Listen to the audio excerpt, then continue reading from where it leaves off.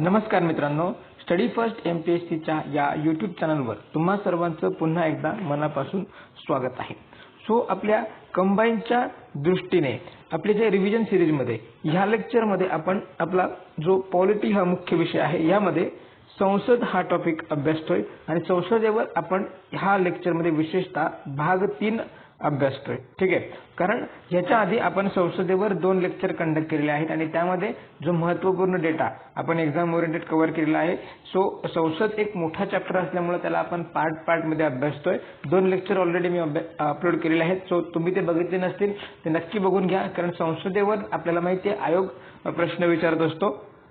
या लेक्चर मध्ये आपण जे काही पुढचे जे टॉपिक्स आहेत ते आपण कव्हर करतोय। ओके, बघा याच्यामध्ये आपण म्हणजे विशेषतः आपण सुरुवात करतोय संसदेचे पदाधिकारी या टॉपिक पासून।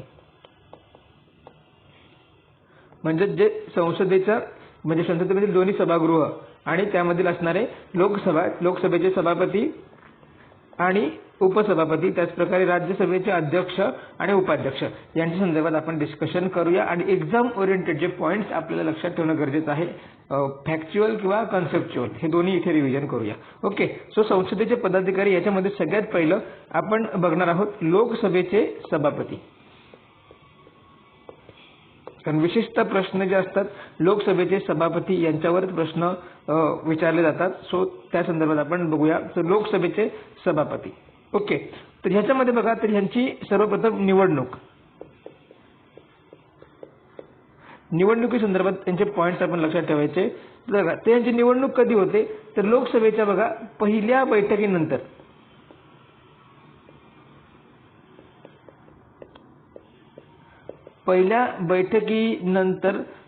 शक्य तेवढ्या लवकर या लोकसभेच्या सभापतींची निवड केली जाते। बघा पहिल्या बैठकीनंतर शक्य तेवढ्या लवकर जे सदस्य असतात लोकसभेचे सदस्य ठीक आहे, त्यांच्यापैकी एकाची निवड करतात। एकाची निवड जी आहे लोकसभेचा सभापती म्हणून करतात, हे लक्षात ठेवायचं। आणि बघा तर ह्या संदर्भात या निवडणुकीची दिनांक असते। बघा या लोकसभेच्या सभापतींची निवडणुकीची दिनांक राष्ट्रपती ठरवतात। कोण ठरवतात तर राष्ट्रपती ठरवतात, हा पॉइंट लक्षात ठेवायचा आहे। ठीक आहे ना, बघा लोकसभेच्या सभापतीची जी निवडणुकीची दिनांक आहे खालीलपैकी कोण ठरवतात तर राष्ट्रपती त्यांची दिनांक ठरवतात, हे लक्षात ठेवायचं। बरोबर, अशा पद्धतीने या लोकसभेच्या सभापतींची निवडणूक होते। मग निवडणूक झाल्यानंतर यांचा कार्यकाल कधीपर्यंत असतो, या सभापतीचा कार्यकाळ कधीपर्यंत असतो तर सामान्य जर आपण सांगू शकतो तर जो लोकसभेचा कार्यकाल असतो, बघा लोकसभेच्या कार्यकालापर्यंत सभापतींचा कार्यकाल असतो, हे लक्षात ठेवायचं। परंतु बघा सामान्यतः जर आपण विचार केला इन जनरल म्हणजे कुठल्याही प्रकारचा अपवादात्मक स्थिती तिथं निर्माण झाली नाही तर लोकसभेच्या कार्यकालापर्यंत त्यांचा कार्यकाल राहतो। परंतु जर काही परिस्थिती म्हणजे त्यांच्या मुदत आधी सुद्धा त्यांचं पद रिक्त होतं, लक्षात घ्या, परंतु मुदत आधी पद रिक्त होऊ शकतं, या ठिकाणी लक्षात घ्या। कधी मग त्या ठिकाणी कोणत्या परिस्थिती असतात तर 3 परिस्थिती। मग कधी होणार बघा, मुदत आधी पद रिक्त होऊ शकतं, मग कधी होणार, बरोबर। मग त्याच्यामध्ये पहिले लक्षात घ्या की जर ते लोकसभेचे सदस्य राहिले नाही तर, लोकसभेचे सदस्य राहिले नाही तर त्यांचं पद जे आहे त्यांचं लोकसभापती पद काय होतं, त्यांना सोडावं लागतं। त्यानंतर दुसरं, जर बघा त्यांनी उपसभापतीला राजीनामा दिला, मुदती आधी त्यांनी उपसभापतीला राजीनामा दिला तर त्यांचं पद रिक्त होतं किंवा त्यांना पद सोडावं लागतं। ठीक आहे, म्हणजे लक्षात घ्या की लोकसभा सभापती आपल्या पदाचा राजीनामा कोणाला देतात असा जर प्रश्न विचारला तर आपण सांगू शकतो की उपसभापतीला लोकसभापती आपल्या पदाचा राजीनामा देतात आणि उपसभापती कोणाला देत असतील तर लोकसभापतीला देत असतील। ठीक आहे, हे एकमेकांचं इंटरचेंज लक्षात ठेवायचं। ठीक, त्यानंतर तिसरी परिस्थिती तिसरी परिस्थिती, जर सर्व सदस्यांनी बघा सर्व सदस्यांनी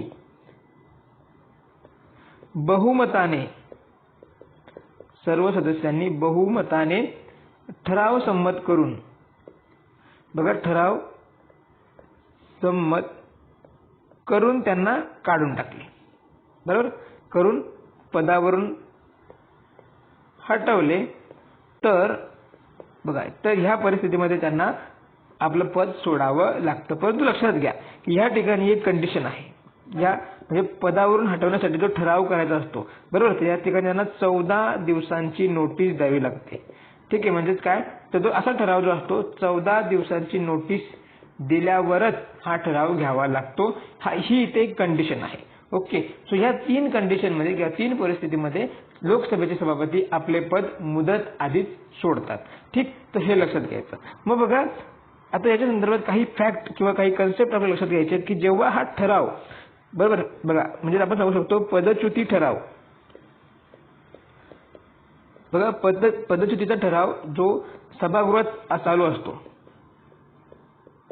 ठीक आहे, सभागृहामध्ये पदच्युतीचा ठराव सुरू असतो, त्यावेळी हे जे म्हणजे सभापती जे असतात, बघा सभापती गृहाचे अध्यक्ष स्थान स्वीकारू शकत नाही, अध्यक्ष स्थान ते स्वीकारू शकत नाही, हे लक्षात घ्यायचं.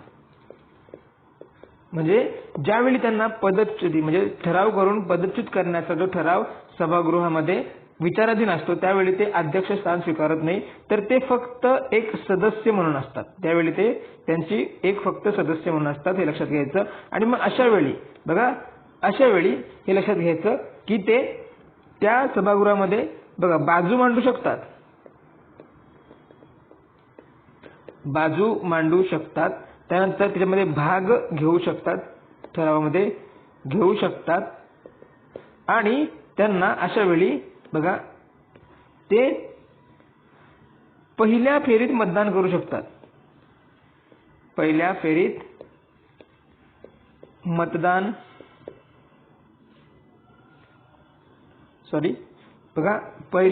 ते मतदान करतील, पण ते निर्णायक मत देऊ शकत नाही, बरोबर, निर्णायक मत देऊ शकत नाही, हे आपल्याला ऑलरेडी माहित असेल किंवा तुम्ही जर ऑलरेडी हे वाचलंय तर हा पॉईंट सगळ्यांना माहित असेल किंवा नसेल माहित तर लक्षात घ्या की बघा ज्यावेळी या लोकसभा सभापतींना सभागृहामध्ये त्यांना पदच्युतीचा ठराव जर विचाराधीन असेल तर त्यावेळी ते फक्त एक सदस्य म्हणून तिथे उपस्थित राहतात, ते अध्यक्षस्थान स्वीकारू शकत नाही. सभागृहामध्ये ते आपली बाजू मांडू शकतात, सभागृहाच्या कामकाजात ते भाग घेऊ शकतात, परंतु त्याच प्रकारे ते पहिल्या फेरीत मतदान करतील, परंतु ते निर्णायक मत देऊ शकत नाही. मग बघा सभापती जे असतात ते सभापती या नात्याने त्या लोकसभेच्या मतदान प्रक्रियेमध्ये ते सुरुवातीला मतदान करत नाही, ते निर्णायक मत देतात. म्हणजे जेव्हा मतांची समसमान होतात त्यावेळी त्यांनी मतदान करतात, परंतु ज्यावेळी त्यांना पदच्युत करायचं असतं त्यावेळी मग ते निर्णायक मतदान करू शकत नाही, कारण ते अध्यक्ष राहत नाही. त्या काळात ते अध्यक्ष म्हणून स्थान ग्रहण करू शकत नाही आणि निर्णायक मत देणं हा अध्यक्षाचा अधिकार आहे, हे लक्षात घ्या. म्हणून तो त्या ठिकाणी तिथे पहिल्या टप्प्यात मतदान करतो, परंतु निर्णायक मतदान करू शकत नाही. ओके, हे लक्षात घ्यायचं. आणि सभापती संदर्भात बघा एक महत्त्वाचा पॉईंट इथे लक्षात ठेवायचा की जरी लोकसभा विसर्जित झाली, बघा जरी लोकसभा जी आहे ही विसर्जित झाली, ठीक आहे, लोकसभा विसर्जित झाली तरी सभापती आपले पद सोडत नाही, तरी बघा सभापती पदावरून जात नाही, हा लक्षात ठेवायचा आहे. ठीक आहे ना. आता ह्याच्यावर स्टेटमेंट बनवून आयोग प्रश्न विचारत असतो, पदावरून कोणत्या ठिकाणी कोणती भूमिका जी असते ते लक्षात ठेवायचं, तर जात नाही. मग तो कधी जातो तर बघा नवीन लोकसभेची बैठक होईपर्यंत, बघा ज्यापर्यंत नवीन लोकसभेची बैठक होईपर्यंत तो जो असतो पदावर राहतो, हे लक्षात घ्या, बरोबर. हा पॉईंट व्यवस्थित समजून घ्या. लोकसभेचा सभापती जरी लोकसभा विसर्जित झाली तरी तो सभापती पदावरून जात नाही. तर कधी जातो? जेव्हा नवीन लोकसभेची बैठक होते तेव्हा तो पदावर म्हणजे पायउतार होतो. हे लक्षात ठेवायचं. ओके. सो इतके पॉईंट्स म्हणजे अजून सुद्धा आहेत, परंतु हे जे प्रामुख्याने समजून घेऊन लक्षात ठेवायचे आहेत. ठीक आहे. इथे घोकमपट्टी करून चालत नाही, तर समजून घेऊन चालत. त्यानंतर बघा, तर लोकसभेचे जे सभापती असतात यांना बघा अधिकार कुठून मिळतात? बघा, यांना अधिकार कुठून मिळतात लक्षात घ्या. तर बघा, लोकसभेचे सभापती यांना अधिकार सर्वप्रथम घटनेतून मिळतो. घटनेकडून यांना अधिकार प्राप्त होतो. दुसरा जो आहे बघा, लोकसभेचे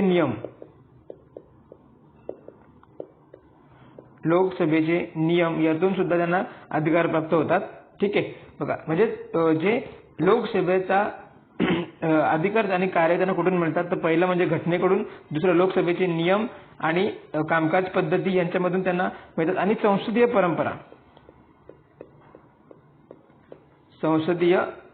परंपरा या 3 स्रोतांमधून लोकसभेच्या सभापतींना अधिकार प्राप्त होतात. हे लक्षात ठेवायचं. ठीक आहे.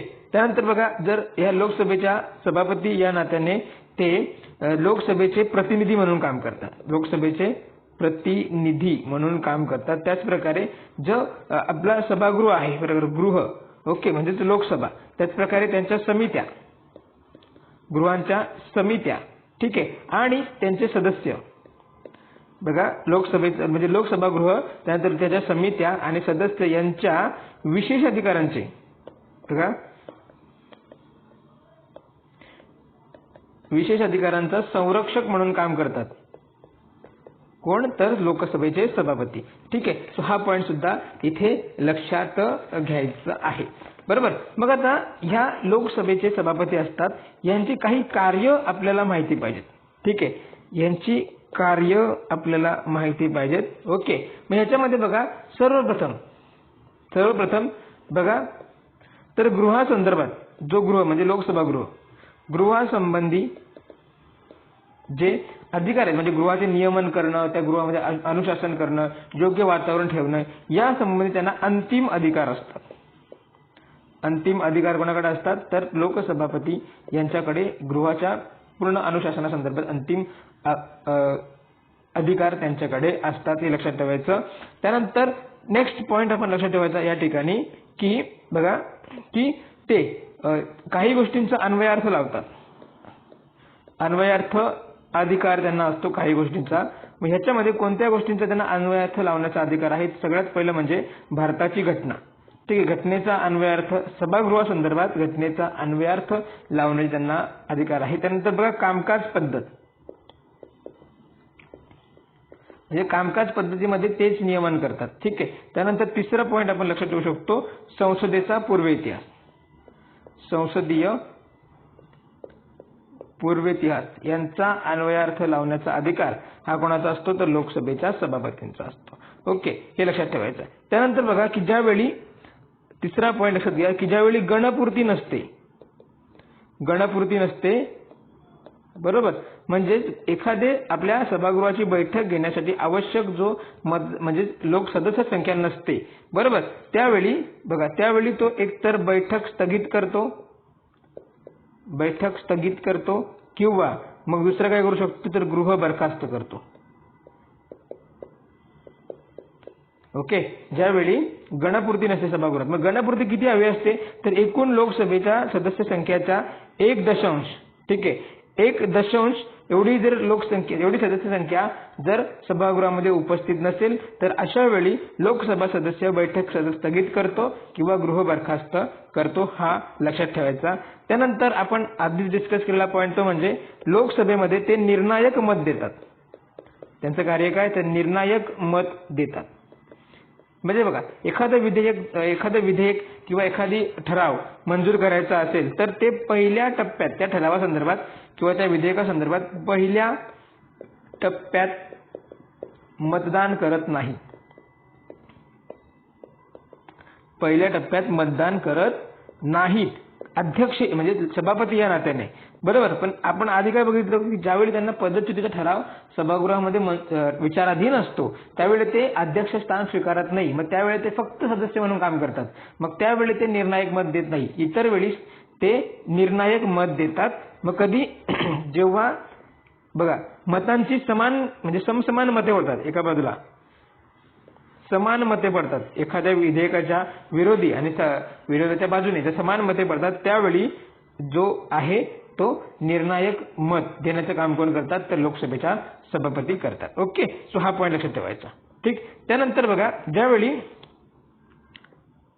दोन्ही सभागृहांचं संयुक्त अधिवेशन भरवलं जातं, दोन्ही म्हणजे एखाद्या विधेयकासंदर्भात जे पेच प्रसंग पडतात त्यावेळी राष्ट्रपती जे दोन्ही सभागृहांचं संयुक्त अधिवेशन बोलवतात त्या संयुक्त अधिवेशनाच्या बैठकीचे अध्यक्षस्थान कोण स्वीकारतात किंवा कोण असतात तर लोकसभेचे सभापती असतात. ओके, हे लोकसभेचे सभापती हे संयुक्त अधिवेशनाचे अध्यक्ष असतात. आणि इथेच आपण एक पॉईंट क्लिअर करून घ्या की ज्यावेळी लोकसभेचे सभापती अनुपस्थित असतात मग या संयुक्त बैठकीचे अध्यक्ष लोकसभेचे उपसभापती असतात. आणि जर लोकसभेचे उपसभापती सुद्धा अनुपस्थित असतील तर राज्यसभेचे जे उपाध्यक्ष आहेत, राज्यसभेचे उपाध्यक्ष ते या संयुक्त बैठकीचे अध्यक्षस्थान स्वीकारतात. परंतु कोणत्याही परिस्थितीत राज्यसभेचे अध्यक्ष संयुक्त बैठकीचे अध्यक्षस्थान स्वीकारत नाहीत, कारण ते राज्यसभेचे सदस्य नसतात. बरोबर. तर राज्यसभेचे सभापती कोण असतात किंवा राज्यसभेचे अध्यक्ष कोण असतात तर जे उपराष्ट्रपती असतात, ते उपराष्ट्रपती हेच राज्यसभेचे पदसिद्ध अध्यक्ष असतात असं असतं. परंतु ते संयुक्त बैठकीच्या अधिवेशनाचे अध्यक्ष होऊ शकत नाही. ओके. त्यानंतर बघा पुढचं कार्य आहे तर बघा नेत्यांच्या विनंतीवरून गुप्त बैठकीची अनुमती देतात. बघा गुप्त बैठक घेण्यासाठी अनुमती देतात.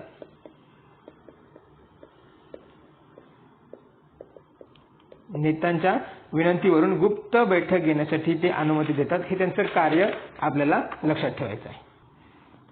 त्यानंतर महत्वाचं कार्य आपल्याला लक्षात ठेवायचं आहे ते म्हणजे की एखादे विधेयक धन विधेयक आहे की नाही. बघा धन विधेयक आहे किंवा नाही हे कोण ठरवतं तर लोकसभेचे सभापती ठरवतात. बरोबर. आहे किंवा नाही याबाबत अंतिम निर्णय कोण देतात तर लोकसभेचे सभापती देतात, हे लक्षात ठेवायचं. आणि जेव्हा हे धनविधेयक जे आहे राष्ट्रपतींच्या पूर्व परवानगीसाठी पाठवलं जातं. ठीक आहे. जेव्हा हे विधेयक जे आहे राष्ट्रपती पूर्व परवानगीसाठी पाठवलं जातं. बरोबर. सो त्यावेळी जे लोकसभेचे सभापती आहेत, सभापती जे आहेत त्याला प्रमाणित करतात. बघा लोकसभेचे सभापती प्रमाणित करतात. काय प्रमाणित करतात तर ते धन विधेयक आहे म्हणून असं प्रमाणित करतात.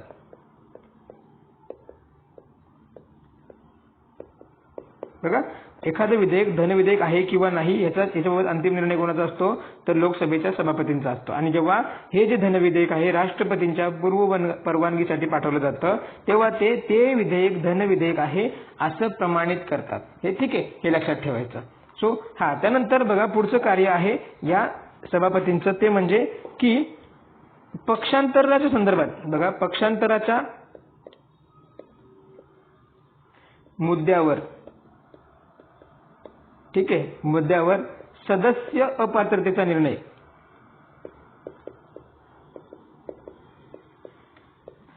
निर्णय कोण घेतात तर लोकसभेचे सभापती घेतात. ठीक आहे. लोकसभेच्या सदस्यांबाबत बघा फक्त काय तर लोकसभेच्या सदस्यांबाबत पक्षांतराच्या मुद्द्यावर सदस्य अपात्रतेवर निर्णय कोण घेतात तर लोकसभेचे सभापती घेतात. म्हणजे पक्षांतर बघा घटनेच्या परिशिष्ट 10 मध्ये जे पक्षांतरासंदर्भात तरतुदी दिलेल्या आहेत त्यावर एखाद्या सदस्य अपात्रतेचा निर्णय जो आहे लोकसभेबाबतीत लोकसभेचे सभापती घेतात, हे लक्षात ठेवायचं. त्यानंतर बघा इतर म्हणजे जे आपल्याला नियम म्हणजे आंतर संसदीय संघटनेच्या भारतीय संसदीय गटाचे ते पदसिद्ध अध्यक्ष असतात. त्याचप्रकारे आपण सांगू शकतो की ते लोकसभेचे जेवढे समित्या असतात बघा संसदीय समितींच्या आपण सांगू शकतो संसदीय समित्यांचे अध्यक्ष नियुक्त करतात. संसदीय समित्यांचे अध्यक्ष नियुक्ती करतात. ओके. आणि ते काही सदस्यांचे स्वतः अध्यक्ष असतात. बघा, ते अध्यक्ष असलेल्या संस्था कोणत्या? तर पहिली म्हणजे बघा व्यवहार समिती, व्यवहार सल्लागार समिती.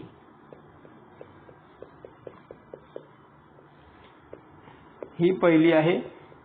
त्यानंतर दुसरी समिती जी आहे ती म्हणजे नियम समिती. नियम समितीचे ते अध्यक्ष असतात. आणि तिसरी समिती लक्षात घ्यायची ती म्हणजे सर्वसाधारण उद्देश समिती.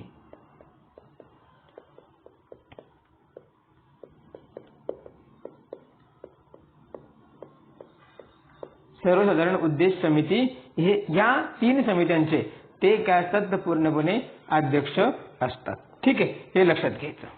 ओके. मग हे सभापती संदर्भात काही त्यांचे कार्य आपण बघितले. त्यानंतर बाबा त्यांच्या संदर्भात काही त्यांना विशेष अधिकार किंवा त्यांचे स्वातंत्र्य आणि निष्पक्षपणा ठेवण्यासाठी त्यांना काही अधिकार किंवा काही अधिकार म्हणजे विशेष अधिकार दिलेले असतात. पहिलं म्हणजे बघा तर त्यांना पदावरून हटवण्यासाठी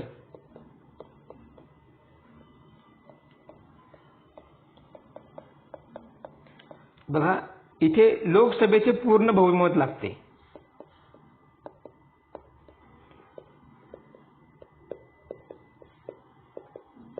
बरोबर. पूर्ण बहुमत म्हणजे काय तर इथे बघा एक पूर्ण बहुमत म्हणजे काय तर लोकसभेचे जे एकूण सदस्य असतात, एकूण सदस्यांचे बहुमत, बरोबर, उपस्थित असून मतदान करणाऱ्यांचे नाही तर पूर्ण बहुमताचा म्हणजे सभागृहाच्या एकूण सदस्य संख्येच्या बहुमताने त्यांना ठराव संमत व्हावा लागतो. फक्त सभागृहात साध्या बहुमताने चालत नाही. ठीक आहे. आणि या संदर्भात बहुमत तर लागतंच प्लस 50 सदस्यांचा पाठिंबा लागतो. त्या ठरावाला 50 सदस्यांचा पाठिंबा असावा लागतो. त्यावेळी मग त्यांचा ठराव त्यांना मदत करता येतो. बरोबर. आता लोकसभेचे जे सभापती आहेत, बरोबर, यांचे वेतन प्लस भत्ते, वेतन आणि भत्ते जे आहेत हे भारताच्या संचित निधीतून दिले जातात. कुठून दिले जातात? भारताच्या संचित निधीतून दिले जातात. हे पॉईंट इथे लक्षात ठेवायचं. ठीक आहे. आणि यांचा ज्येष्ठता क्रम आपण लक्षात ठेवायचा. बघा इतर पॉईंट नाही लक्षात ठेवायचे. ज्येष्ठता क्रम, तर ज्येष्ठता यादीमध्ये लोकसभा सभापतीचा ज्येष्ठता क्रम जो आहे 7वा आहे. हा लक्षात ठेवा. कितवा क्रमांक आहे? 7वा क्रमांक आहे. लक्षात ठेवायचं. यांच्यासोबत हा 7वा क्रमांक कोणाचा आहे तर भारताचे मुख्य न्यायाधीश chief justice of India, chief justice of India यांच्यासोबत त्यांचा क्रमांक कितवा आहे? 7वा आहे. हा पॉईंट इथे लक्षात ठेवायचा. ओके. सो इतके पॉईंट लोकसभेच्या सभापती संदर्भात आपल्याला माहिती असणं गरजेचं आहे. यावर आयोग प्रश्न विचारू शकतो. त्यानंतर नेक्स्ट बघा लोकसभेचे उपसभापती.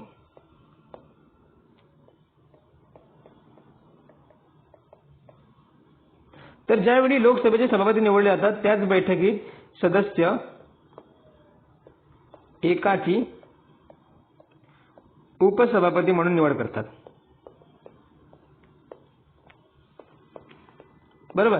मग आता लक्षात घ्या की म्हणजे पहिल्या तर सभापतीच्या बैठकीची दिनांक राष्ट्रपती ठरवतात, परंतु यांच्या लोकसभेच्या उपसभापतीच्या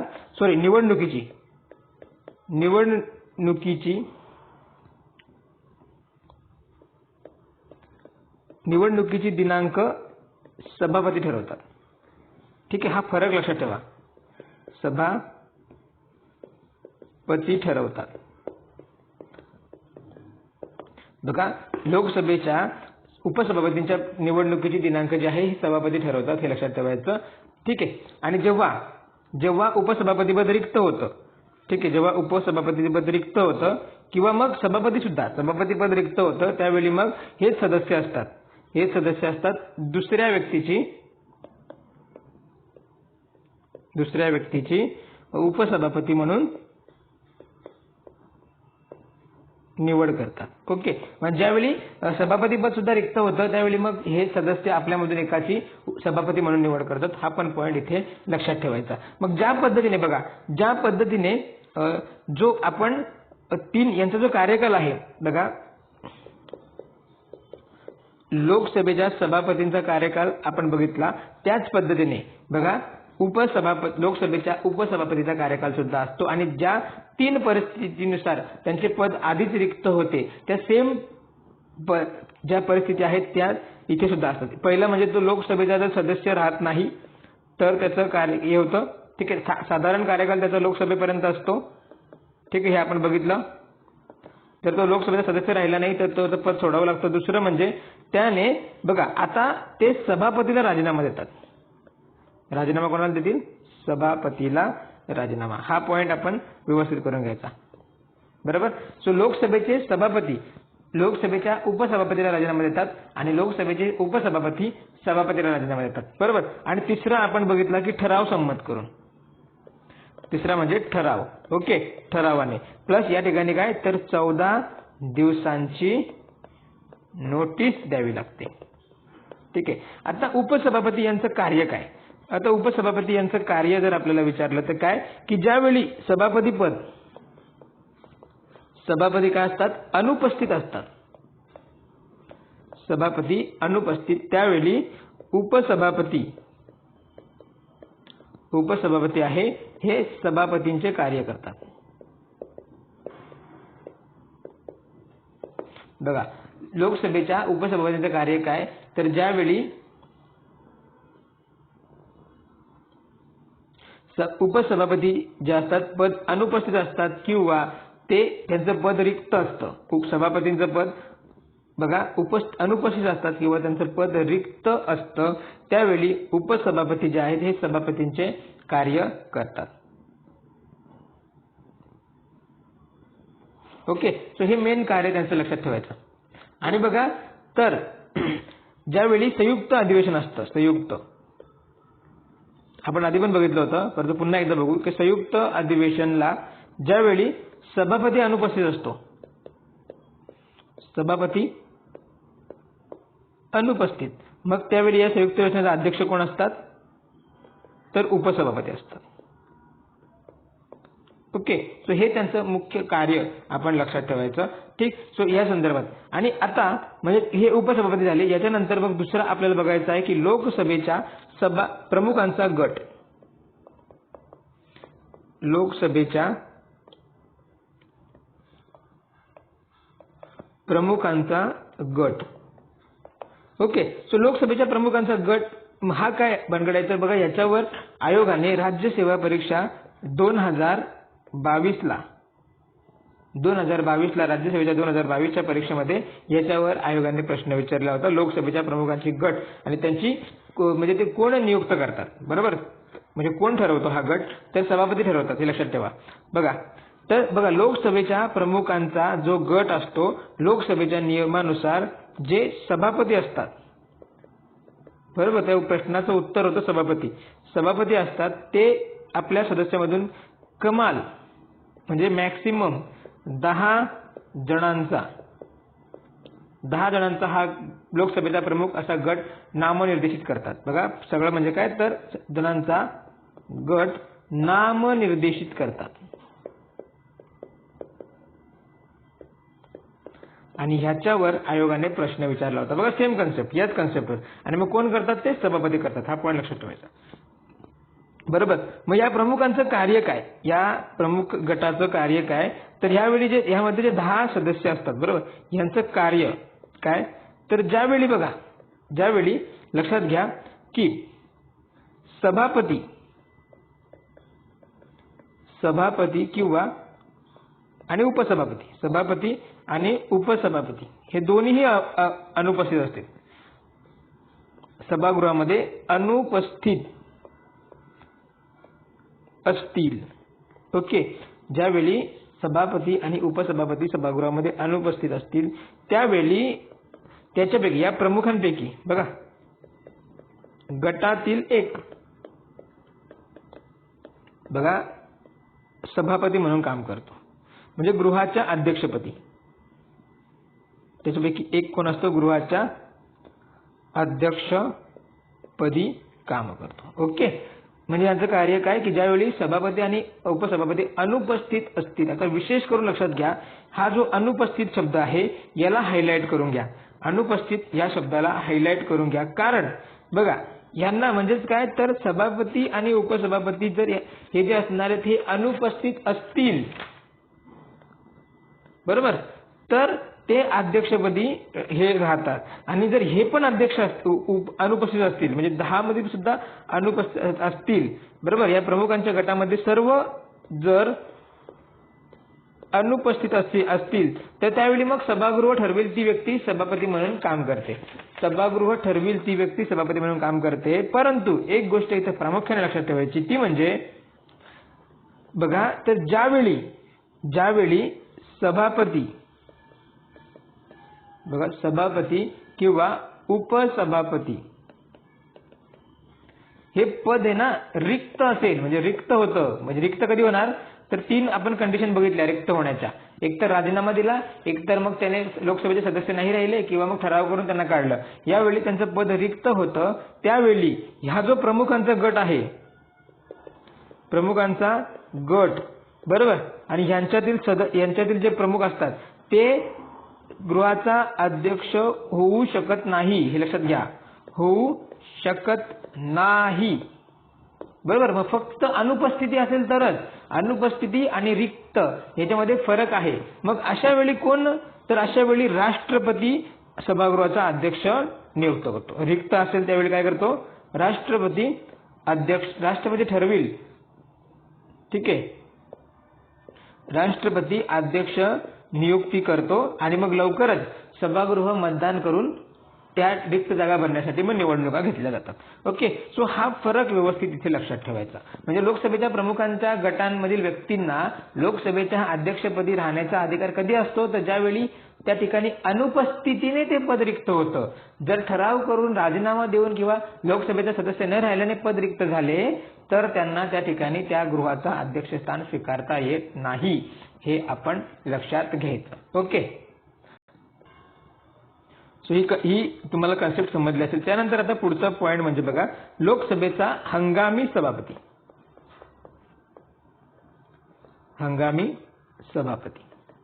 बरोबर.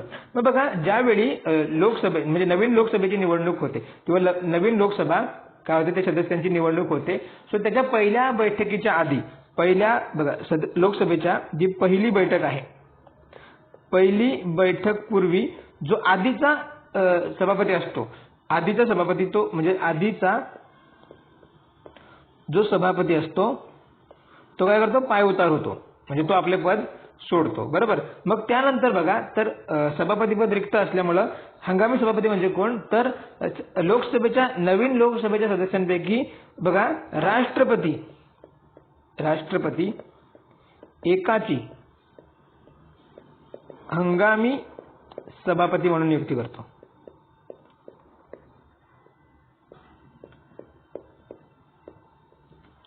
कोण करतात तर राष्ट्रपती लोकसभेच्या सदस्यांपैकी एकाची जी आहे हंगामी सदस्य, ठीक आहे, प्रामुख्याने हा सर्वाधिक म्हणजे त्या ठिकाणचा सर्वोत्तम ज्येष्ठतम सदस्य असतो. त्या सदस्यांपैकी जो ज्येष्ठतम सदस्य असतो त्याची नियुक्ती हंगामी सदस्य म्हणून केली जाते. आणि त्याचं कार्य काय असतं तर जे बघा, आणि ह्या ज्येष्ठतम सदस्य आणि याला शपथ कोण देतात तर राष्ट्रपती याला शपथ देतात. ठीक आहे, राष्ट्रपती याला शपथ देतात. ओके. आणि ह्या हंगामी सभापतींचं कार्य काय असतं म्हणजे त्यांना सभापतीचे सर्व अधिकार असतात, पण प्रामुख्याने यांचं कार्य काय असतं तर जे नवीन सदस्य येतात बघा, नवीन सदस्य व यांना शपथ देणे हे त्यांचं मुख्य कार्य असतं. बघा, नवीन सदस्यांना शपथ देणे त्यांचं मुख्य कार्य असतं. आणि ज्यावेळी गृह म्हणजे सदस्य जेव्हा त्यांचा सभापती निवडतात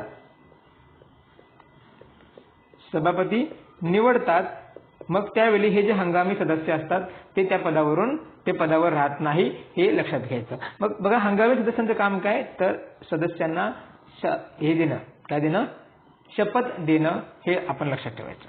ठीक आहे. त्यानंतर या संसदेचे पदाधिकारी मध्ये पुढचे जे आहेत बघा तर राज्यसभेचे अध्यक्ष.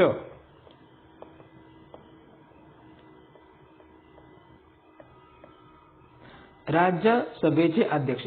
मग आपल्याला माहिती आहे बघा, राज्यसभेचे अध्यक्ष जे उपराष्ट्रपती असतात, उपराष्ट्रपती हे राज्यसभेचे पदसिद्ध अध्यक्ष असतात. उपराष्ट्रपती हेच राज्यसभेचे काय असतात तर पदसिद्ध अध्यक्ष असतात, हे लक्षात ठेवा.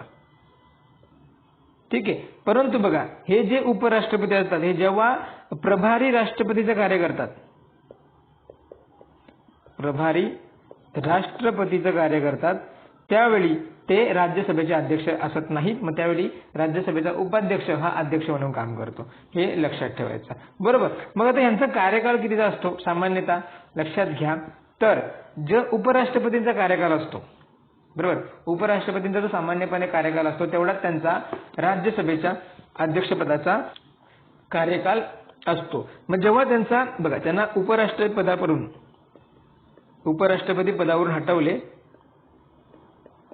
बरोबर, तर ते अध्यक्ष सुद्धा राहत नाही, हा पॉईंट लक्षात ठेवायचा. बरोबर. मग त्यावेळी त्यांचं पद रिक्त होतं. मग त्या काळादरम्यान जे राज्यसभेचे उपाध्यक्ष असतात तेच राज्यसभेचे अध्यक्ष म्हणून काम करतात. आणि मग ज्यावेळी उपराष्ट्रपतीची निवड होते, बरोबर, मग ते पुन्हा उपराष्ट्रपती राज्यसभेचे पदसिद्ध अध्यक्ष होतात, हे लक्षात घ्यायचं. बरोबर. मग साधारणतः जर बघितलं ना तर जे राज्यसभेचे अध्यक्ष असतात त्यांचे जे कार्य असतात जवळपास लोकसभेच्या सभापती सारखेच असतात, परंतु 2 अधिकार त्यांना नसतात. बघा लक्षात ठेवा. म्हणजे जर बघा, सो पहिलं म्हणजे जे एखादं विधेयक धनविधेयक आहे की नाही, हा पॉईंट लक्षात ठेवा. धनविधेयकासंदर्भात जे धनविधेयक आहे, बरोबर, सो याच्या संदर्भात त्यांना अधिकार नसतात. ठीक आहे. मग एखादा विधेयक जो आहे धनविधेयक आहे किंवा नाही हे ठरवण्याचं काम कोण करतं तर फक्त लोकसभेचा सभापती. ठीक आहे. लोकसभापती जे असतात ते धनविधेयक ठरवण्याचं काम करतात. आणि बघा, जे संयुक्त अधिवेशन असतं,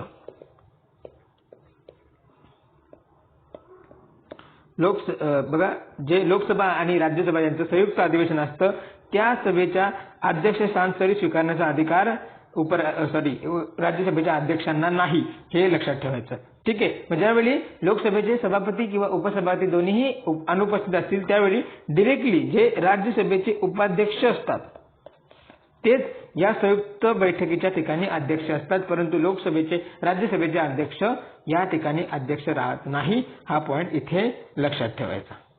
बरोबर. त्याचप्रमाणे लक्षात घ्या की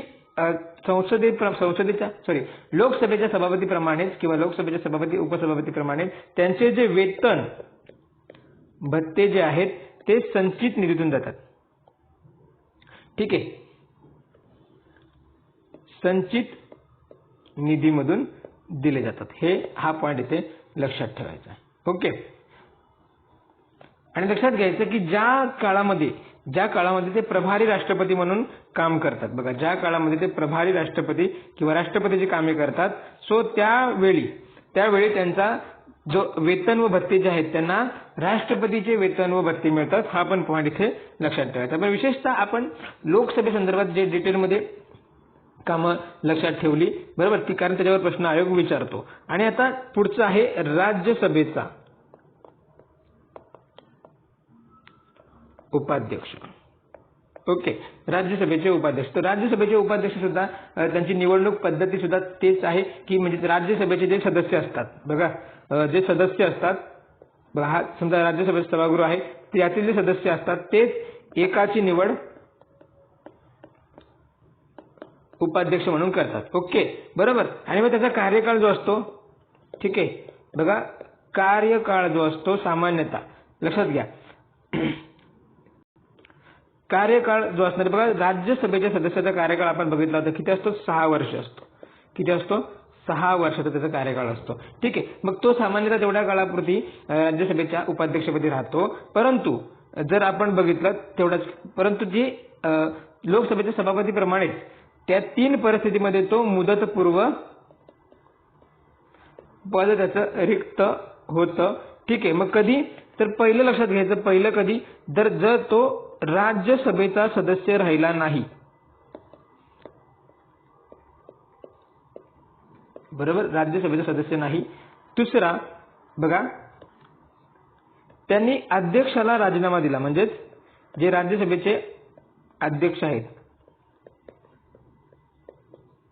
त्यावेळी ते राहत नाही. आणि तिसरं ते म्हणजे लक्षात घ्या की ठराव करून त्याला पदच्युत केलं. ठराव करून जर पदच्युती केली तर ते मुदत आधी पद सोडतात. परंतु या ठिकाणी सुद्धा 14 दिवसांची नोटीस आवश्यक आहे. हा पॉईंट लक्षात ठेवायचा. 14 दिवसांची नोटीस या ठिकाणी आवश्यक आहे आणि मगच तो ठराव सभागृहात मांडता येतो. तर बघा, राज्यसभेचे जे उपाध्यक्ष असतात त्यांचं काम सुद्धा जे लोकसभेचे उपसभापती असतात त्यांच्यासारखंच असतं. म्हणजे ज्यावेळी अध्यक्ष जे असतात ते अनुपस्थित किंवा त्यांचे पद रिक्त असते त्यावेळी मग जे राज्यसभेचे उपाध्यक्ष जे असतात ते गृहाच्या अध्यक्षस्थानी असतात. ठीक आहे. मग त्यावेळी जे उपाध्यक्ष ते का असतात, अध्यक्ष म्हणून काम करतात. ओके, लक्षात ठेवायचं. त्यानंतर बघा, लोकसभेच्या अध्यक्षांच्या प्रमुखाच्या गटाप्रमाणे राज्यसभेचा सुद्धा राज्यसभेच्या बघा उपप्रमुखांचा गट असतो. ठीक आहे. आपण लोकसभेच्या प्रमुखांचा गट बघितला, परंतु राज्यसभेच्या उपप्रमुखांचा गट असतो. का तर त्याचे जे अध्यक्ष असतात म्हणजे प्रमुख असतात ते राज्यसभेचे सदस्य नसतात, हे लक्षात ठेवायचं.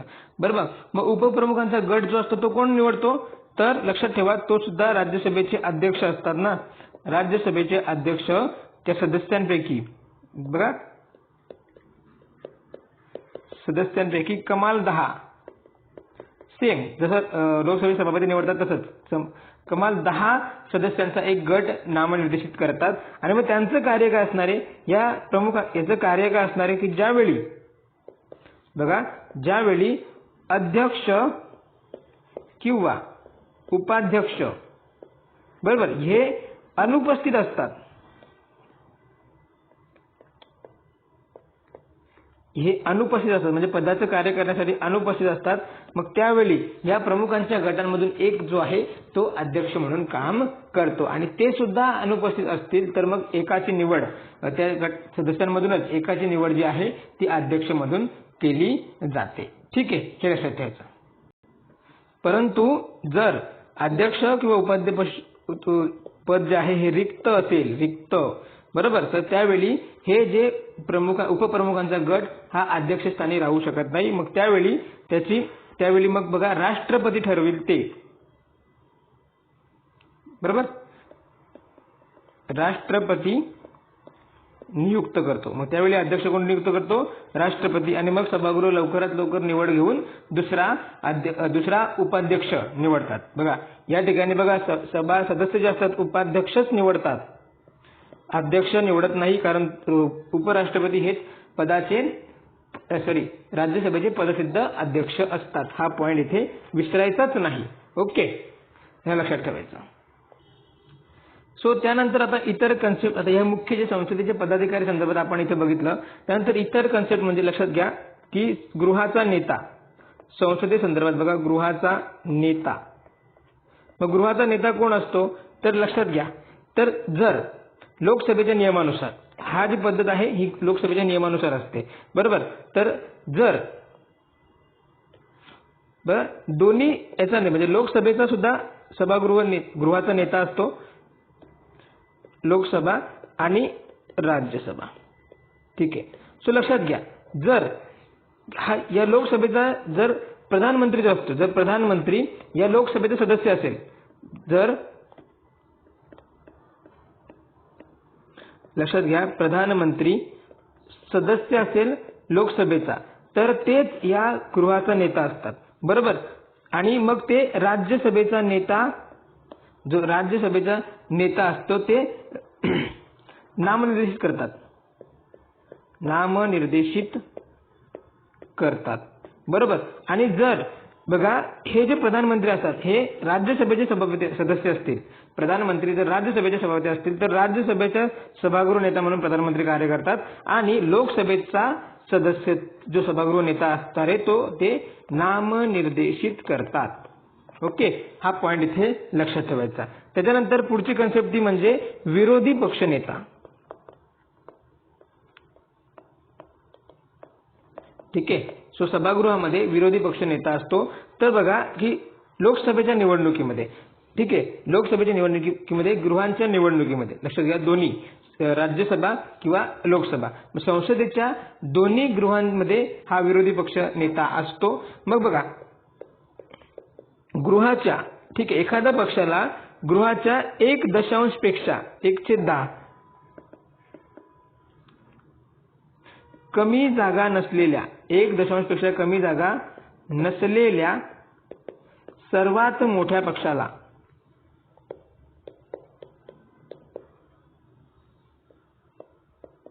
सर्वात मोठ्या पक्षाच्या नेत्याला विरोधी पक्षनेता म्हणून मान्यता मिळते.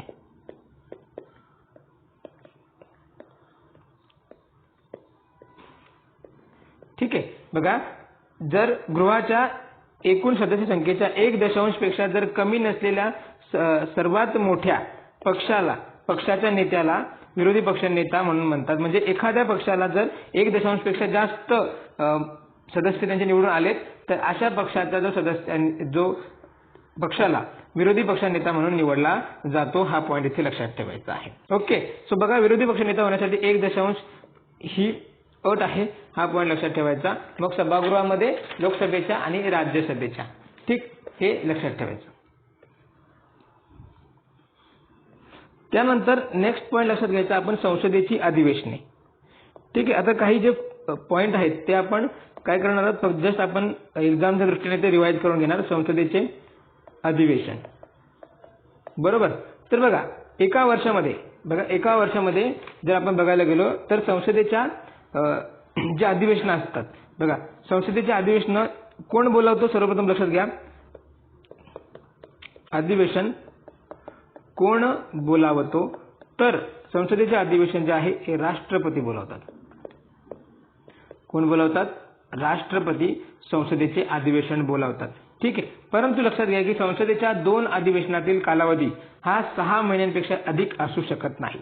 ठीक आहे. बघा पहिलं अधिवेशन, बरोबर, आणि दुसरं, तर यांच्यामधला जो कालावधी आहे, बघा पहिलं अधिवेशन आणि दुसरं अधिवेशन यांच्यामधला जो कालावधी आहे हा 6 महिन्यांपेक्षा जास्त नसतो, बरोबर. म्हणून बघा एका वर्षात संसदेचे 3 अधिवेशने होतात. किती होतात? 3 अधिवेशने एका वर्षात होतात. हा पॉइंट लक्षात घ्यायचा. मग पहिलं कोणतं, तर पहिलं जे अधिवेशन होतं ते म्हणजे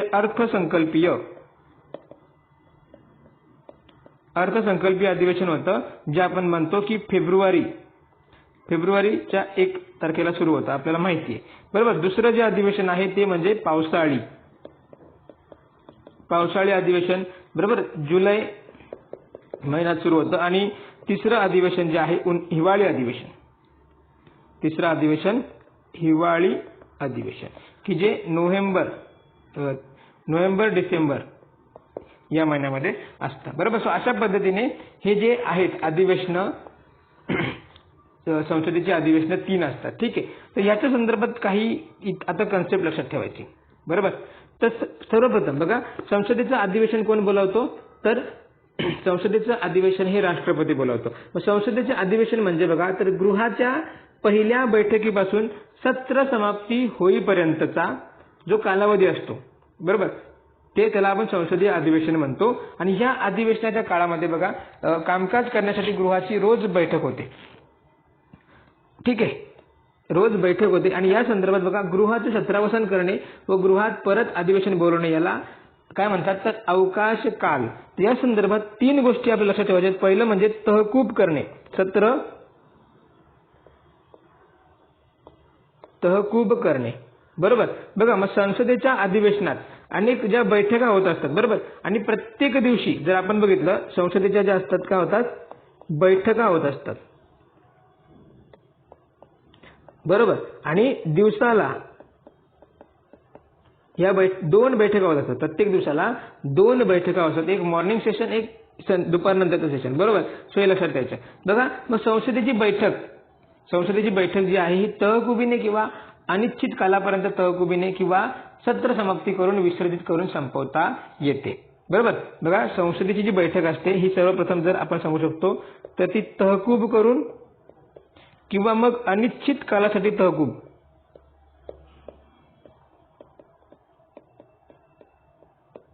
किंवा मग सत्र समाप्ती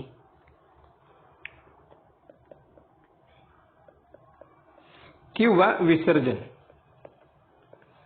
या 4 कारणांमुळे किंवा 4 प्रकारे ती संसदेची जी बैठक असते ती तहकूब करता येते, बरोबर. मग लक्षात घ्यायचं, बघा, लोकसभेच्या दृष्टीने बघा, संसदेत तहकुबी कोण करतो?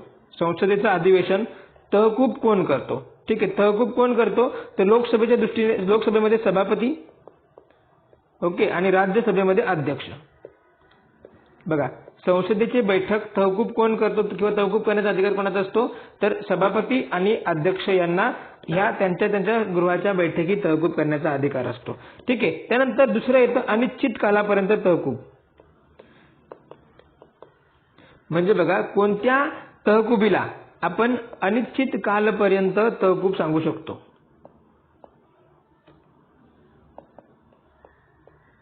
ठीक आहे. सो बघा, ज्यावेळी बैठक जी आहे अनिश्चित काळासाठी थांबवली जाते,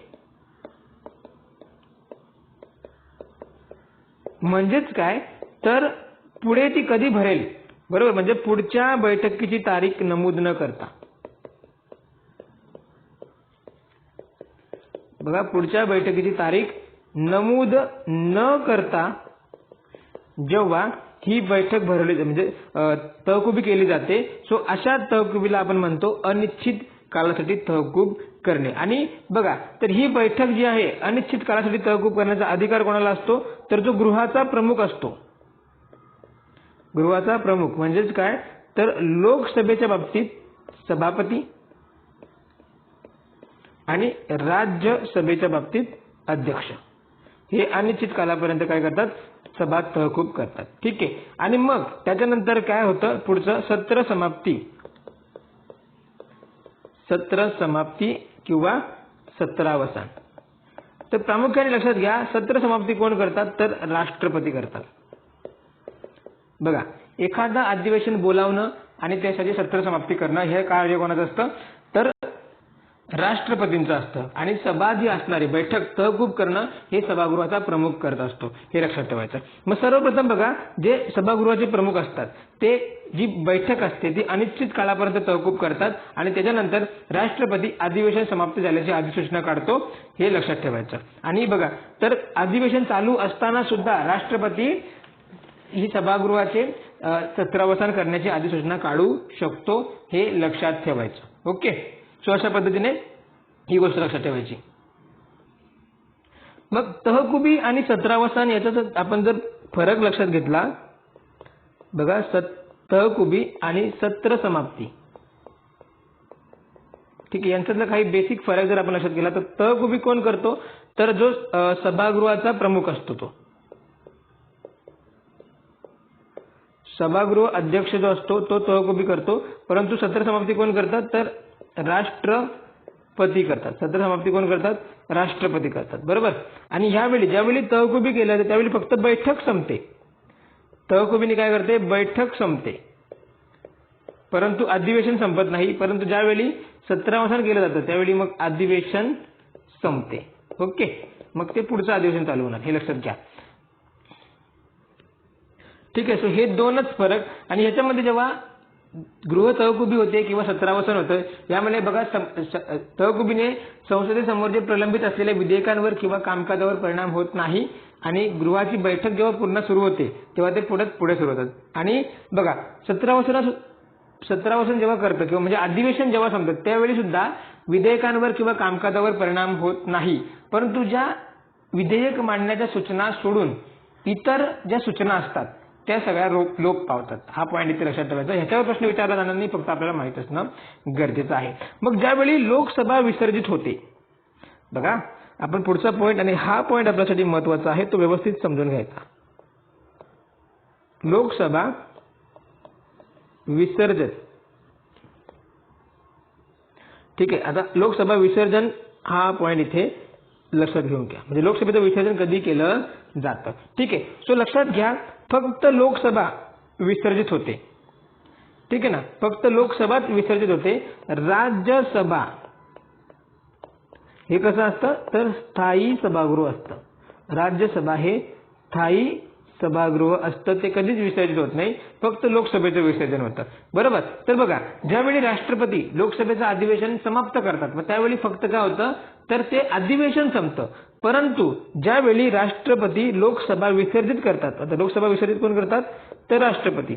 बरोबर. मग ज्यावेळी राष्ट्रपती लोकसभा विसर्जित करतात त्यावेळी मग लोकसभेचं अस्तित्व संपतं. लोकसभेचं अस्तित्व संपते. मग त्यानंतर पुन्हा निवडणुका होऊन मग निवडणुका होऊन नवीन लोकसभा निर्माण केली जाते, हे लक्षात घ्यायचं. ओके. मग पुन्हा नवीन गृहाची स्थापना केली जाते. बघा, मग लोकसभेचे जे सामान्यतः कार्यकाळ असतो, बघा आपण जर बघितलं सामान्य कार्यकाळ किती वर्षाचा असतो तर 5 वर्षाचा असतो. बरोबर.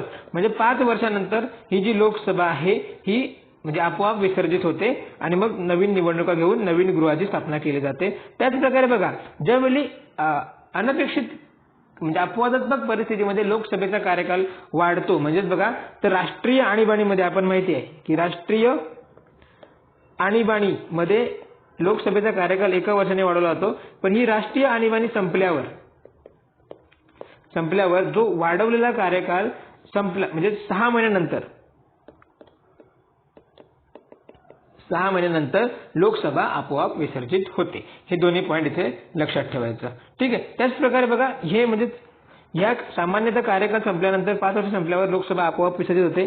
ज्यावेळी राष्ट्रीय आणीबाणीच्या निमित्ताने वाढवलेला कालावधी संपल्यावर म्हणजे राष्ट्रीय आणीबाणी संपल्यावर 6 महिन्यानंतर आपोआप लोकसभा विसर्जित होते. त्याच प्रकारे राष्ट्रपती बघा, राष्ट्रपती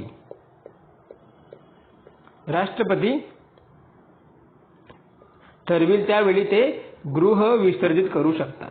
गृह काय करतात विसर्जन करतात राष्ट्रपती. व कधी तर ज्यावेळी मंत्रिमंडळाचा राजीनामा दिला जातो, बरोबर, तर त्यावेळी राष्ट्रपती काय करतात गृहाचे विसर्जन करतात. बरोबर. लोकसभा विसर्जन केलं आणि एकदा का राष्ट्रपतीने लोकसभा विसर्जित केल्याचा आदेश दिला तर तो पुन्हा मागे घेता येत नाही, हे लक्षात घ्यायचं. मग बघा, ज्यावेळी लोकसभेचं विसर्जन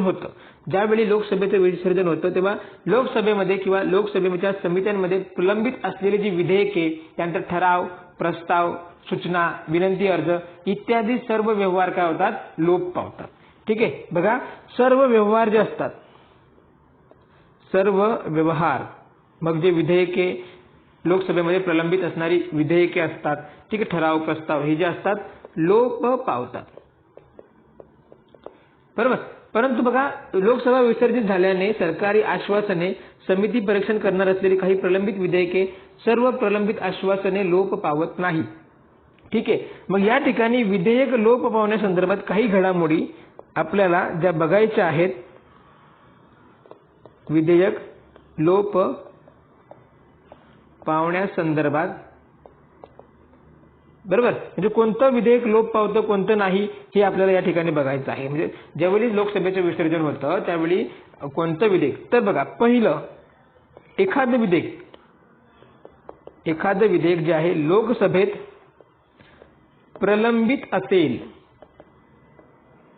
लोकसभेत प्रलंबित असेल, ठीक आहे, तर ते लोप पावते.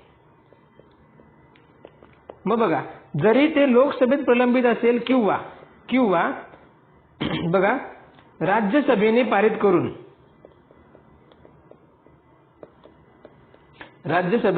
करून पाठवलेले जे विधेयक आहे, बघा, लोकसभेत मांडलेले विधेयक प्रलंबित असेल किंवा राज्यसभेने पाठवलेले आणि लोकसभेमध्ये ते प्रलंबित असेल तरी ते लोप पावते. हा पॉईंट इथे लक्षात ठेवायचा. म्हणजे कोणतंही विधेयक जर ते लोकसभेमध्ये प्रलंबित असेल, जर ते लोकसभेनेच मांडलेले किंवा राज्यसभेने संमत करून लोकसभेकडे संमतीसाठी पाठवले असेल आणि ते लोकसभेमध्ये प्रलंबित असेल, लक्षात घ्या, प्रलंबित, तर ते लोप पावते. हा पॉईंट पहिला इथे लक्षात ठेवायचा.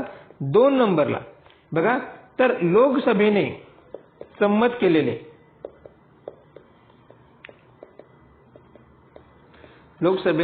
केलेले पण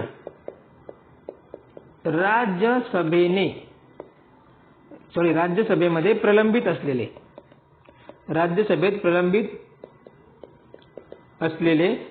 लोकसभेने संमत केलेले पण राज्यसभेमध्ये जे प्रलंबित विधेयक आहे ते सुद्धा लोप पावते.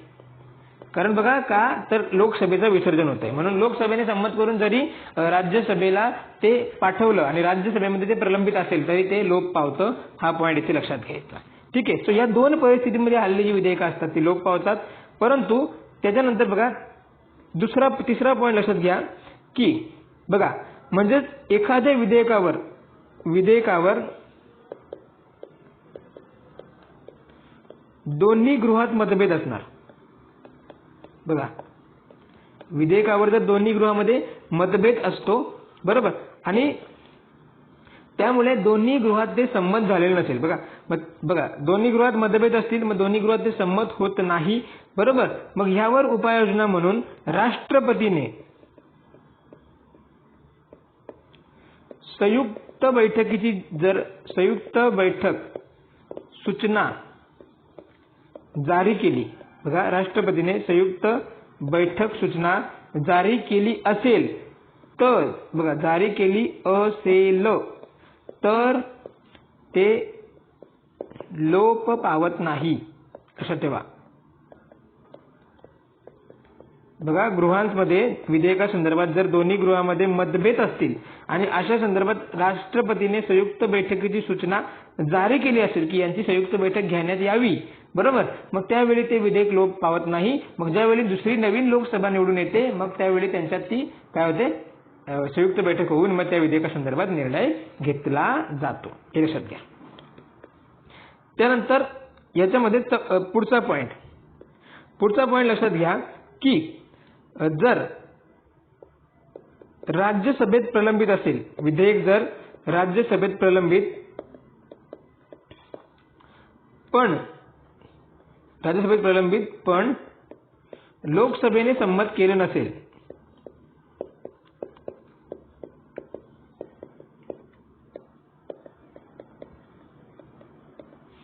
बरोबर. बघा, म्हणजे काय, लोकसभेने संमत केले नसेल म्हणजे काय, ते लोकसभेत पाठवलंच नसेल, बरोबर. बघा, जर राज्यसभेमध्ये विधेयक प्रलंबित आहे, बरोबर, राज्यसभेमध्ये मांडलंय आणि लोकसभेने त्याच्यावर कुठल्याही प्रकारची कार्यवाही केली नसेल, बरोबर, तर ते लोप पावत नाही, बरोबर. तर यावर आयोगाने प्रश्न विचारलेला आहे, हे लक्षात घ्या. म्हणून हा पॉईंट व्यवस्थित करा. ठीक आहे. म्हणजे राज्यसभेमध्ये मांडलेलं विधेयक लोकसभेच्या विसर्जनाने लोप पावत नाही, असा साधा अर्थ लक्षात घ्या. त्यानंतर 5वा पॉईंट बघा, दोन्ही गृहांनी संमत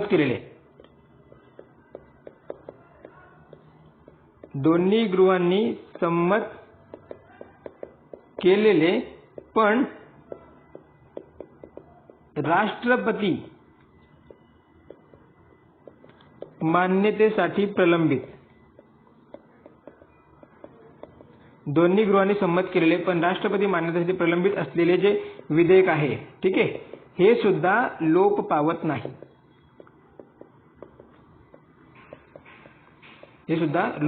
नाही. आणि नेक्स्ट जो आहे शेवटचा पॉईंट ह्याच्यामधला, शेवटचा कोणता, तर बघा, दोन्ही गृहांनी संमत केलेले पण राष्ट्रपतीने पुनर्विचारार्थ गृहाकडे जे पाठवलेले विधेयक आहे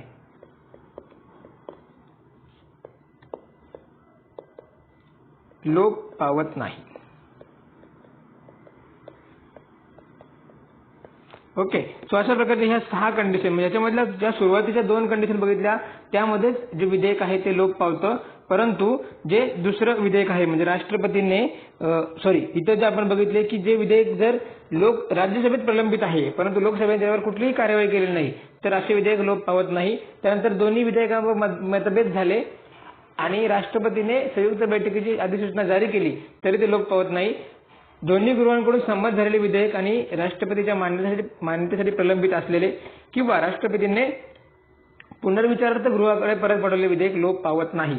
फक्त जे विधेयक लोकसभेमधून जाते किंवा राज्यसभेमधून येऊन लोकसभेमध्ये प्रलंबित असतं त्याला ते विधेयक लोक पावतात, कारण त्यावेळी लोकसभेचं अस्तित्व संपुष्टात आलेलं असतं. त्यामुळे त्या विधेयकाला तेवढ्याशी पॉवर किंवा तेवढ्याचा विशेष अधिकार राहिलेला नसतो, हे लक्षात घ्या. सो अशा पद्धतीने ह्या भागामध्ये आपण संदर्भात विशेष म्हणजे संसदेचे जे पदाधिकारी आहेत त्यांच्या संदर्भात जे प्रमुख घडामोडी डिस्कस केल्या, त्याच प्रकारे लोकसभेचे जे विसर्जन आणि इतर संदर्भात आपण डिस्कस केले आहेत. सो हे पॉईंट सुद्धा आपल्याला एक्झामच्या दृष्टीने महत्वाचे आहेत. सो ते सुद्धा चांगल्या प्रकारे करून ठेवा.